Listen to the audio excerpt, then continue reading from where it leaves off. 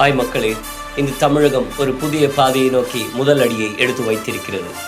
இதில் ஒரு புதுமை இருக்கிறது, ஒரு நம்பிக்கை இருக்கிறது, ஒரு இனம் புரியாத மகிழ்ச்சி, ஒருவித ஆவல், ஒருவித எதிர்பார்ப்பு. ஆமாங்க, ஹாய், நான் உங்கள் மிஸ்டர் ஜே. தேர்தல் ரிசல்ட் வந்தவுடனே நண்பர்களோடு சேர்ந்து கொண்டாட வேண்டும் என்ற ஆசையோடு நான் என்னோட ஏரியாவுக்கு வந்துட்டேன். இது வெறும் கொண்டாட்டம் இல்லை, இது ஒரு மாற்றத்தின் தொடக்கம். வருங்கால தமிழகம் எப்படி இருக்கும், எப்படி செயல்படும், எந்த உயரத்தை தொடும், அதை பார்க்க உங்களைப் போலவே நானும் மிகுந்த ஆர்வத்தோடு காத்திருக்கிறேன்.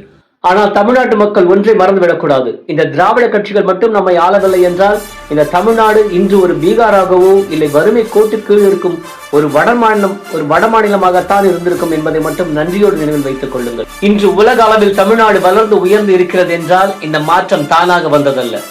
திராவிட கழகங்களின் தொலைநோக்கு பார்வையுடன் கட்டமைக்கப்பட்ட அரசியல் முயற்சிகளின் விளைவுதான் இது.